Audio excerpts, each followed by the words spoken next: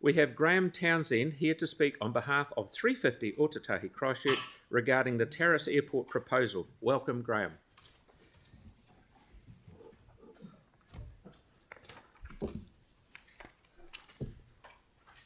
Kia ora and good morning, Mayor Major, councillors and staff. I'm acting as a spokesperson for the 744 supporters of 350 Ōtautahi Christchurch. This submission broadly addresses the greenhouse gas profile of all Christchurch City Council's activities and initiatives, and specifically addresses the 75% council ownership of Christchurch International Airport Limited and its Terrace Airport proposal. The just released IPCC 6th Assessment Report, AR6, stresses the urgency of cutting our collective greenhouse gas emissions globally to net zero by 2040. That is not far in the future. It also stresses the economic consequences of failure. Globally, our current trajectory means we will burn through our remaining carbon budget by 2030 and exceed the safe limit of plus 1.5 degrees Celsius above pre-industrial shortly after that.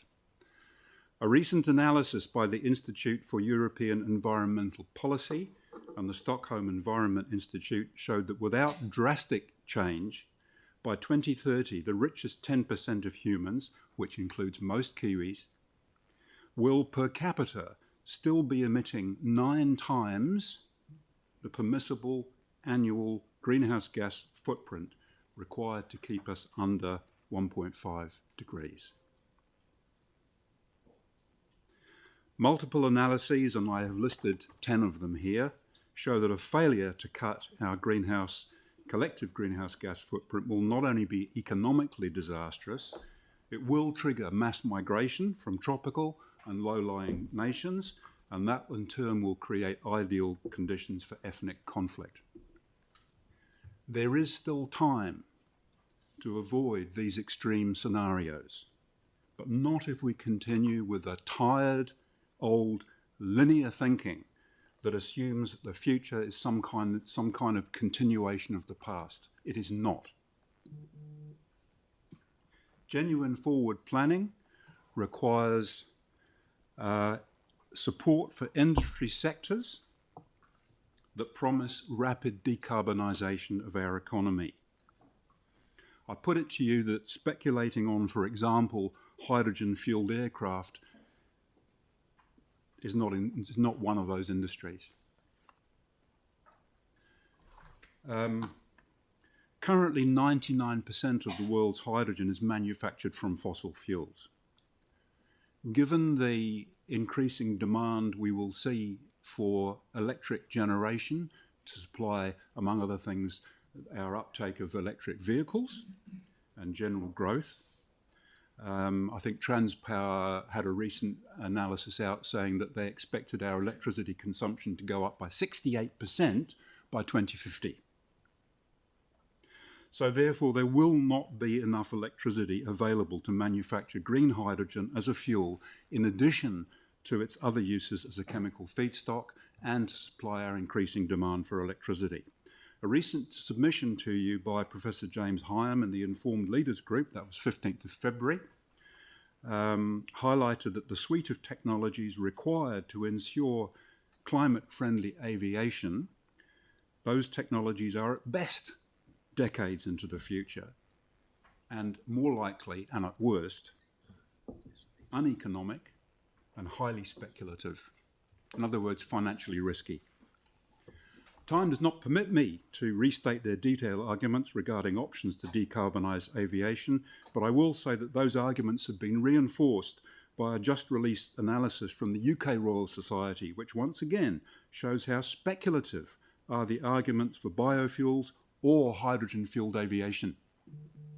I quote, "There is no clear or single net zero alternative to jet fuel." There isn't. Next slide. 30 seconds left. I hope there is no need to reiterate those analyses in detail, as I'm confident that you will understand that the role and responsibility of both central and local government is now to maximise the well-being of citizens within the harsh limits imposed by the laws of physics, rather than to attempt to foster industries such as aviation that grossly flout those limits. In conclusion, I ask you with respect to examine not just the tariff proposal, but all council initiatives and investments with the prime objective of maintaining a livable climate. We are answerable to our mokopuna. Thank you.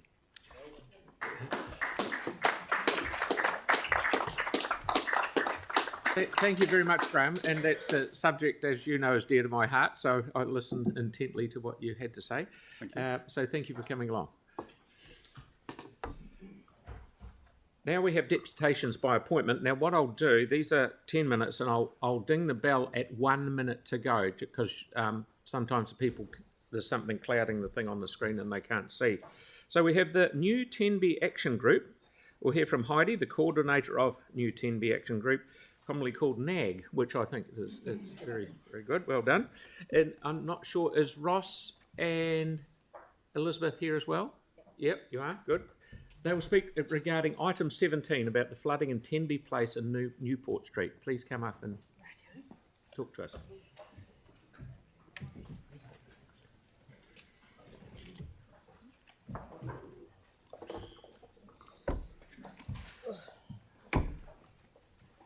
Are you operating the slides? I am. Jesus.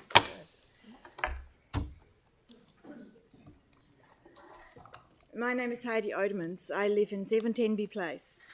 And what you can see on the screen is what happens in my area when we have a couple of hours of really downpour rain.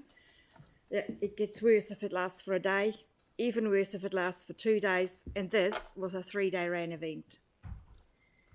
We find it increasingly hard to leave our properties or get back. There is a pregnant lady down the road. She's always worried about ambulance. If they can get in, she can get out. There is an 81-year-old lady just around the corner from that bin there. She can't get out of her house at all. And I can only get to the letterbox, and then I'm blocked in by water. Your turn.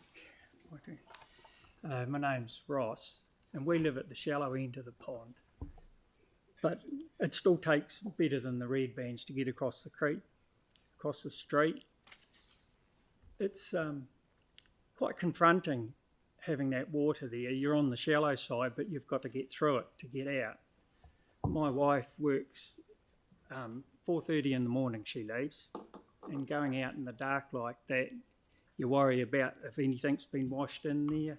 And around the Newport Street where we run, where all the inspection covers are, it geysers up and you worry about sinkholes.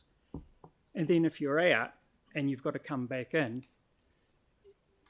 you get blocked off, you're flooded, and then you're leaving your vehicle outside in an area that's, I guess, not protected for your vehicle. But worse, then you've got to wade in and out to get to it.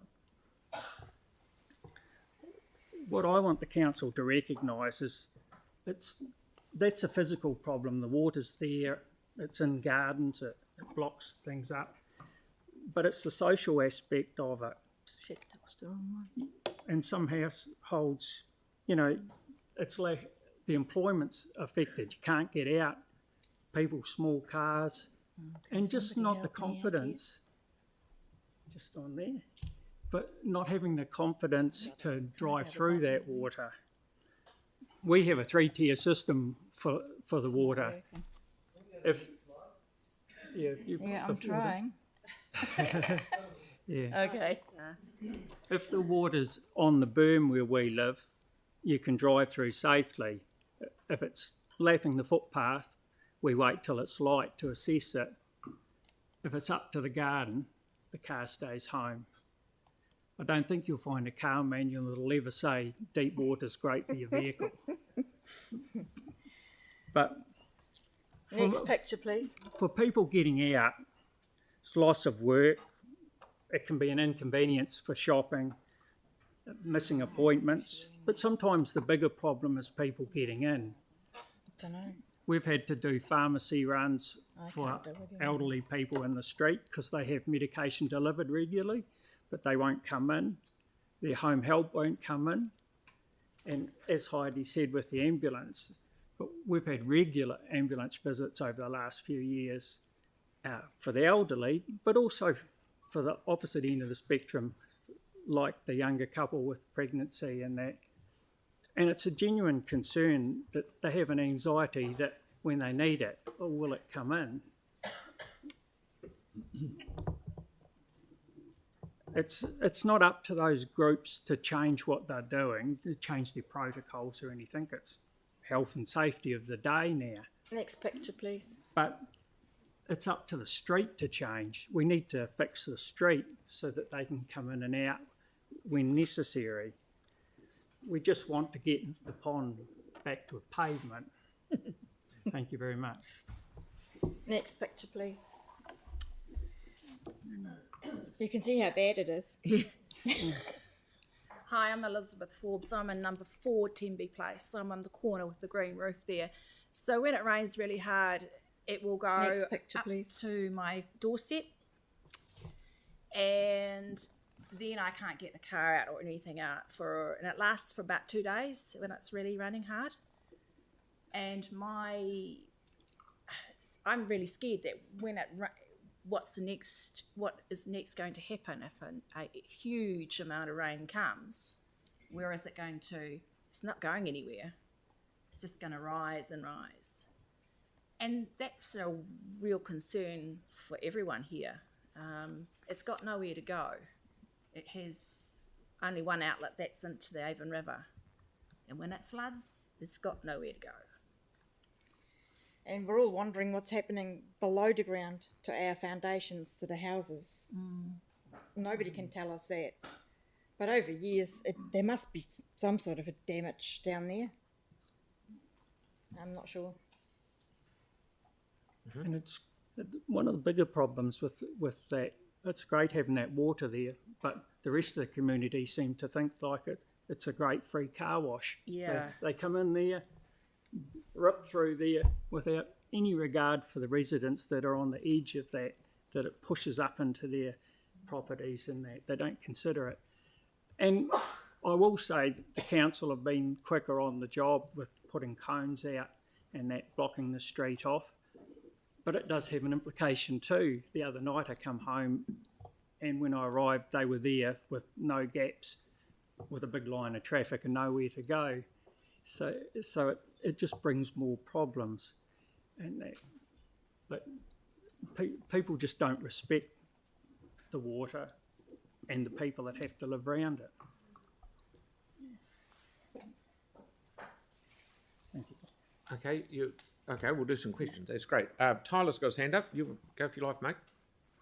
Kia ora, can you hear me all right? Yes. Yeah. Great, awesome.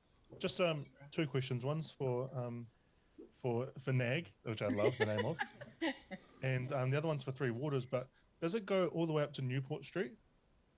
Pretty well, yeah. Yes. Yeah. Okay. And for the Three Waters team, if they're there, is this on the list of one of the high risk flooding areas that was talked about? Tyler, Lynn will just... So we'll take that question when the report is presented. Oh, great. I was going to ask for a report, so that's cool. Okay. That's cool. So you done, bud? Has anybody got any more questions? Or Pauline? Yeah, I just so thank you for coming and talking to us, and really, really good pictures too. It's always good to have those. When the rain stops, how long does the water sit there for, or does it go away pretty quickly? Days. No, 2 days. 2 days at least. 2 days at least. Right. Unless we get a pump in. And then that helps. Yeah, it it helps. will reduce it. Thank you. Time. Okay, I'll throw 5 bobs with it. I've been down there when it's been raining, and my impression is, and correct me if I'm wrong, it's not necessarily a lot to do with high tide. It's the outlet into the drain in Porritt Park. Is that that's We're the not issue? really sure exactly why the water is so slow in receding, but I mean, the drains have not been cleaned out in Tenby Place for 5 years. They were cleaned last week. But if they have to come and do that on a regular basis, that might help a wee bit. Yeah, yeah. I checked the outlet in the last event and we were flooded, but the creek wasn't even high. The tide wasn't up. Yeah, so it's not getting So out of the it's pipe not- system into the creek. Something's wrong somewhere. So, yeah, okay, thank you very much. Sarah? Okay, Andre? Thank you. Sorry, I might have missed it, but are you able to just touch on when these particular photos are from? They've been 2 weeks ago, 3 weeks ago. Yeah, 2 weeks ago, I think. From a couple of weeks ago. Yeah. So presumably the situation was much worse last year, for example. Yes, Yeah. it was. Oh, yeah. Than what we're looking at here as well. The more it rains, Yeah. the higher the water and the worse it gets for us. Yes. Thank you. Okay, so we're down to a minute. So that's good. So thank you very much for bringing it to. I was already at Kelly and my attention, but bring it to our attention. So now we will get a report done, and we'll come back to you. Okay. Thank you very much. Thank you for coming in. Thank you.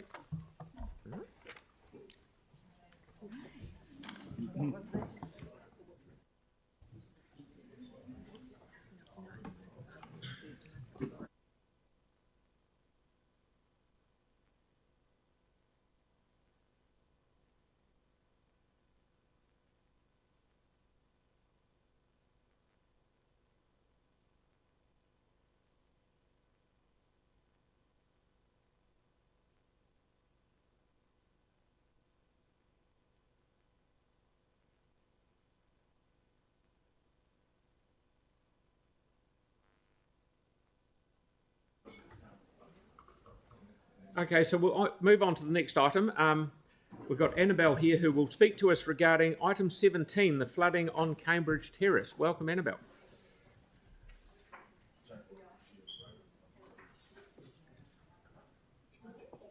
If you have got a presentation, we're having a wee bit of trouble with the lag on that, so if you have and you want to change the page, just yell out and we'll do it from this end.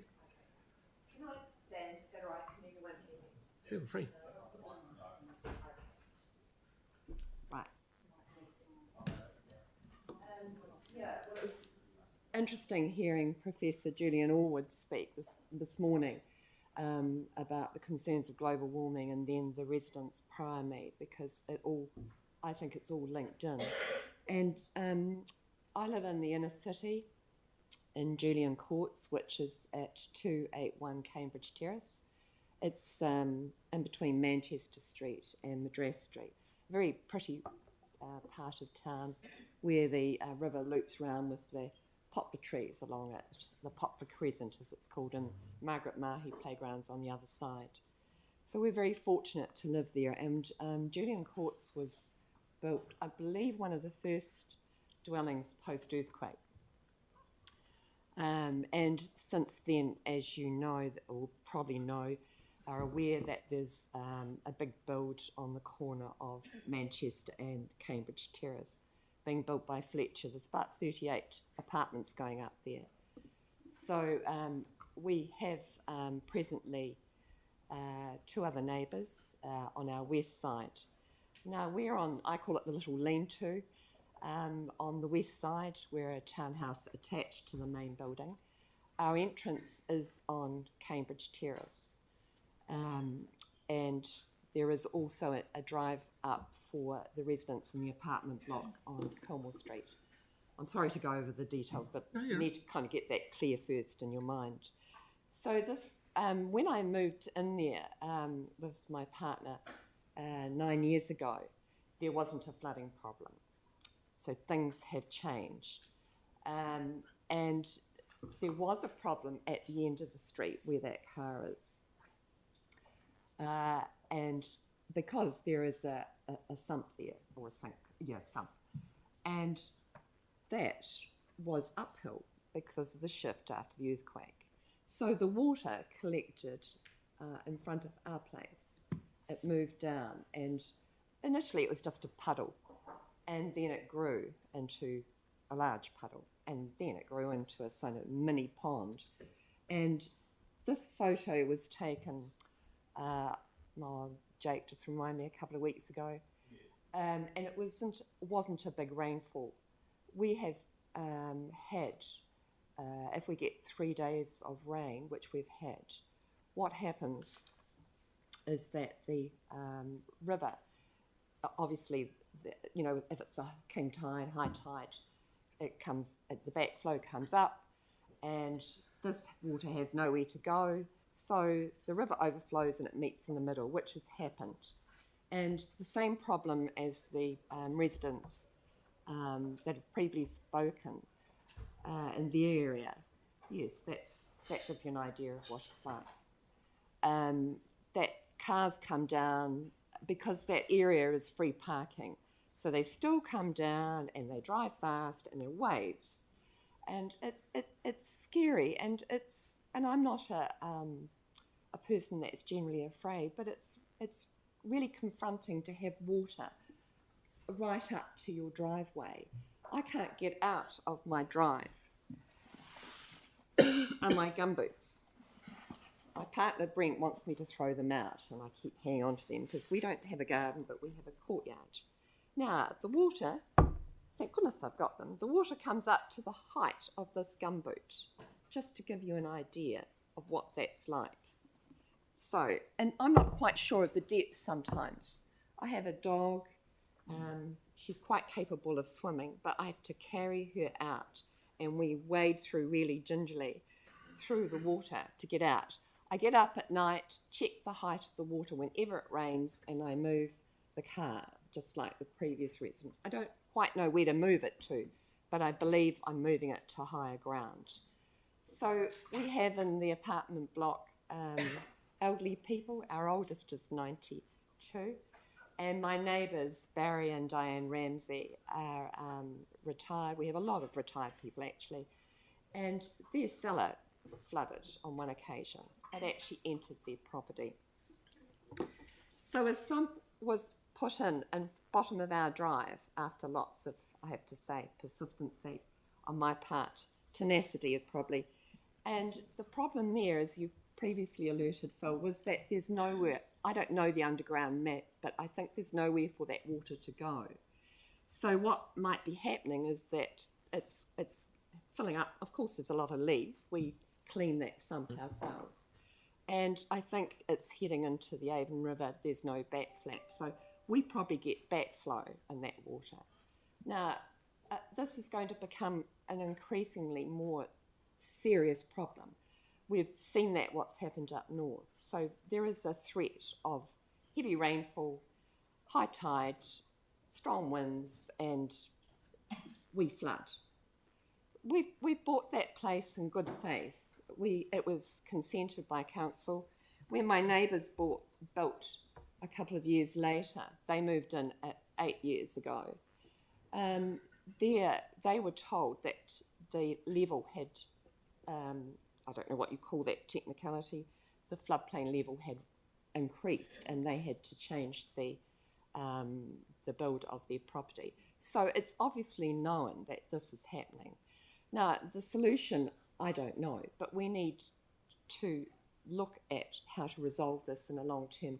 That area is a high foot traffic area, and our footpath, which, by the way, nothing's ever been done on since all the years we've lived there, and yet, our rates are going up. So people have nowhere to walk. My neighbour has a baby with a pram. She can't come out. We're encouraged to walk, and we do walk and bike into town, or whatever we have to do. We can't exit our properties. From my simple point of view, I would have thought that the river needs to be dredged. I walk around that area a lot. There is high silt. If it was dredged at least, and that used to be done years ago, I remember that. Prior to the earthquakes, then the water would be able to flow easier. But also it needs to be looked at of a piping system that is effective. And if there is flooding, I've had, I suppose their water engineers come out and look at it, which was very kind. Basically said there was nothing they can do, and I said, can you bring a pump? No.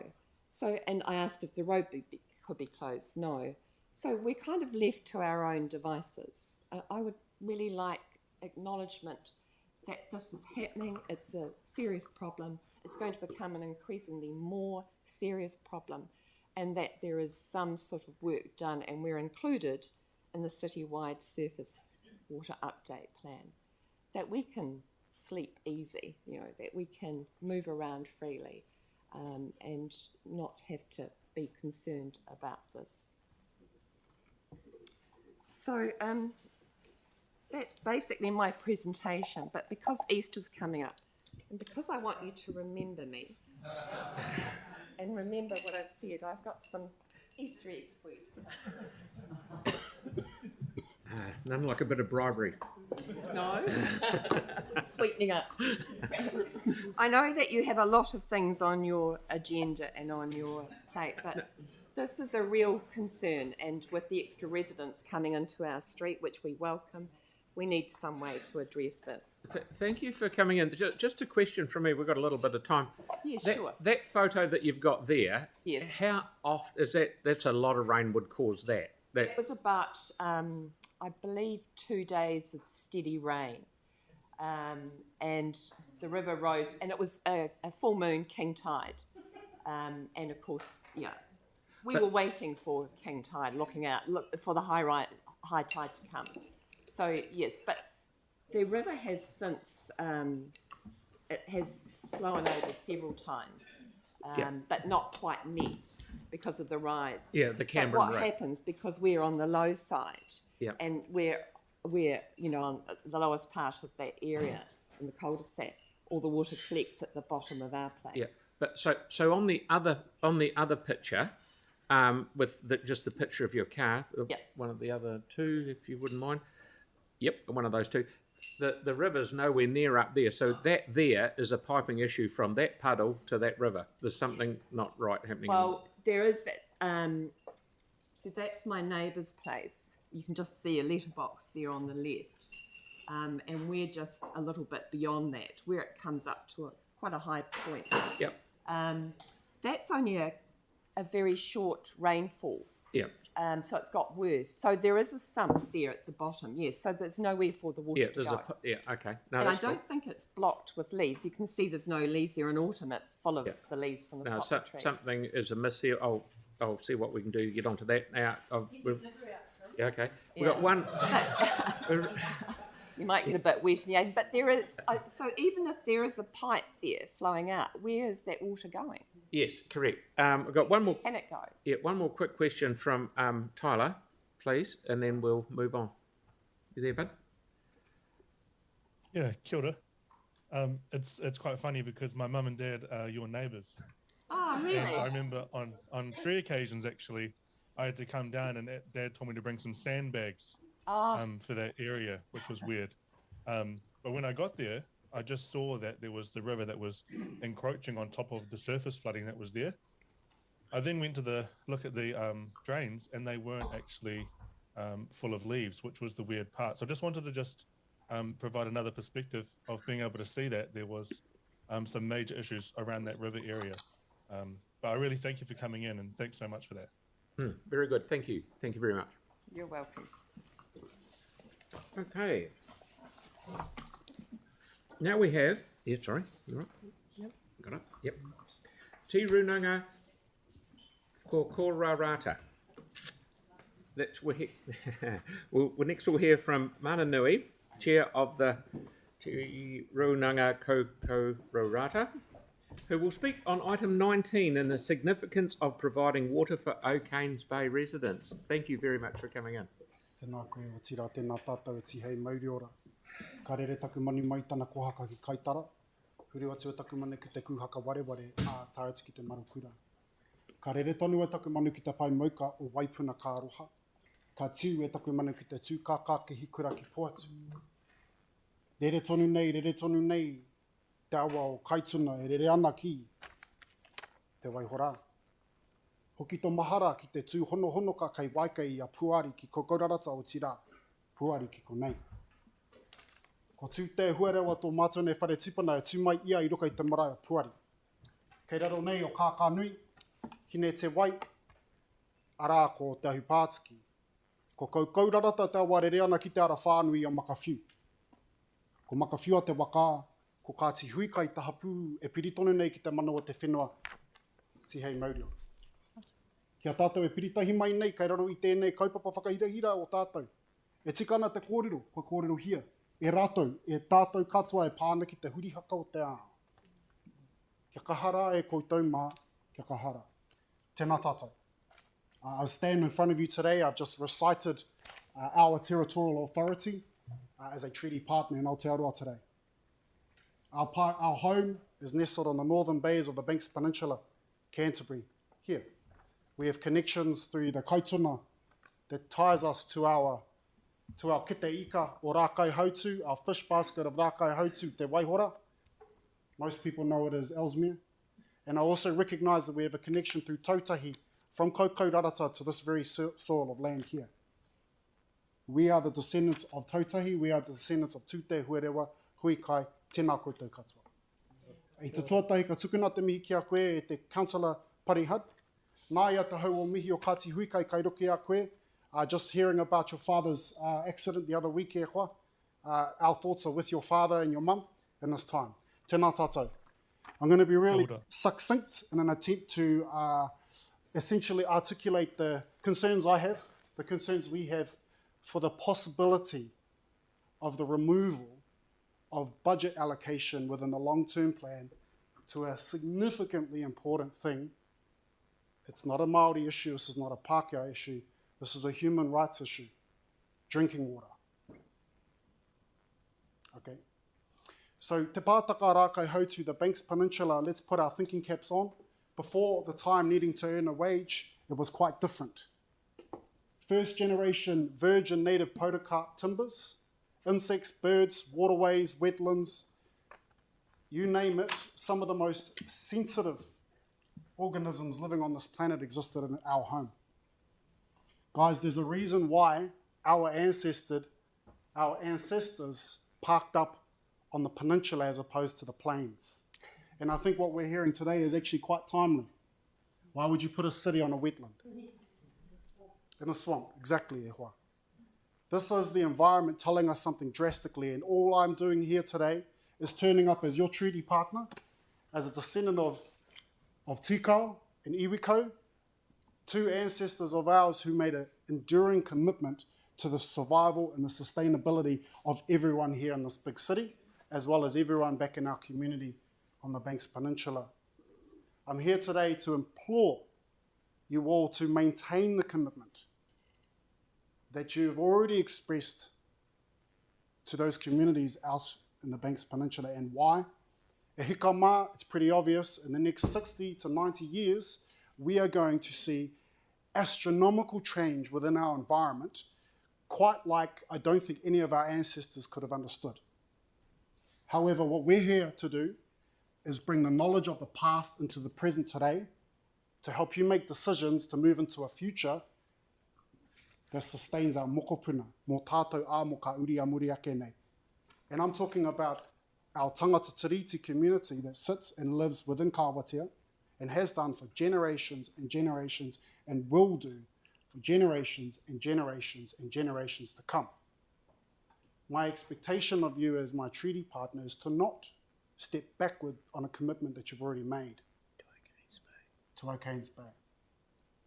We have a 500-year plan casted out into the future called Te Mahi Tamariki, to be making decisions for our children and our children and our children. We've already seen the deforestation of those podocarp forests to build Christchurch, Sydney and Melbourne. We've already seen the drainage of our wetlands here in Puari Pā to make way for the economical development that we all live in great privilege with today. And all I'm standing here to do right now is just heart to heart, mana to mana, to you as my treaty partner, Mayor Major, please reconsider the potential risk of removing that funding. And my reason is that is a critical community within this big picture of Waitaha in Canterbury. One of the most isolated communities that you'll find as well. 2 to 3 springs ago, we learnt through the back-to-back-to-back weather events that hit Labons Bay. Similarly, what's happening up in Te Tairāwhiti at the moment, and also Tāmaki Makaurau. I was about to say Tāmaki Makovid, Tāmaki Makaurau, where the Makau Arau. We are seeing the environment telling us something, and I really am here to ask you to carry on with the commitment that you've made. That budget of allocation of simply $10 million has been asked for my ancestors since 1909.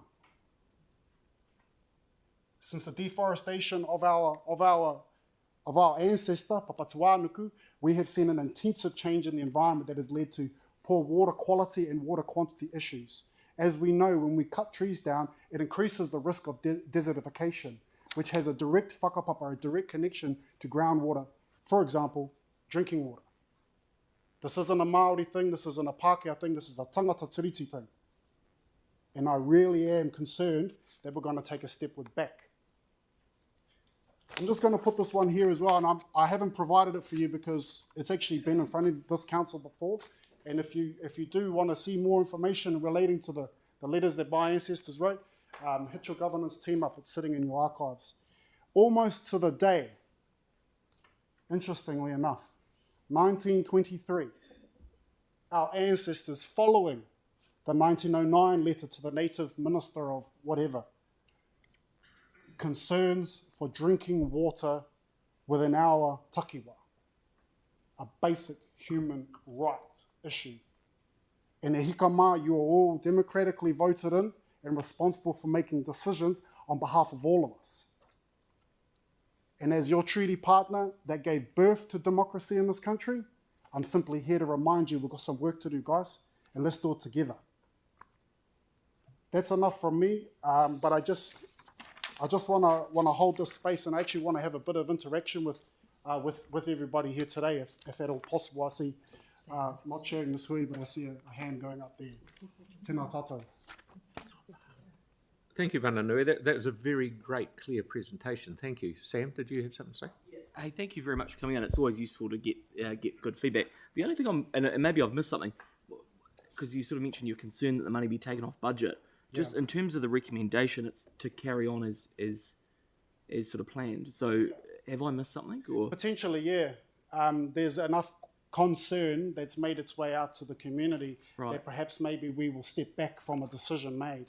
And of course, being merely a fly on the wall in recent times with this council when it comes to local government and for democracy and the topical issue that we have for infrastructure here in Christchurch, here in Aotearoa, I'm just here to remind you. Let's find another path and let's do it together.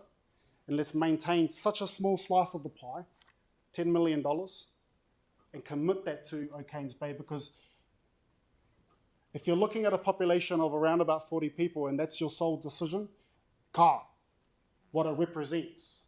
We will be here in 500 years' time.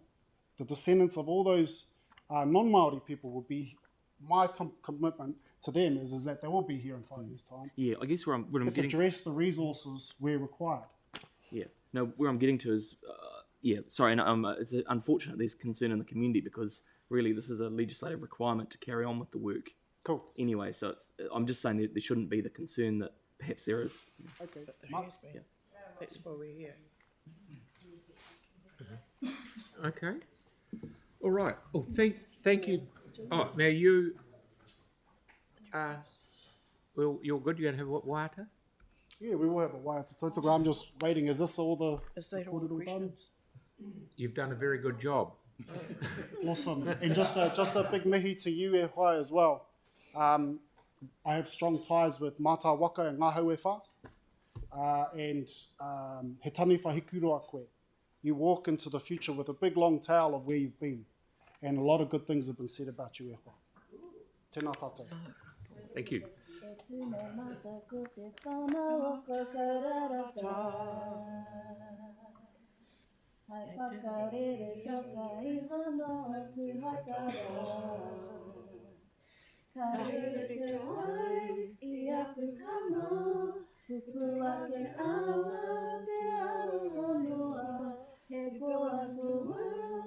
No te kakai, ka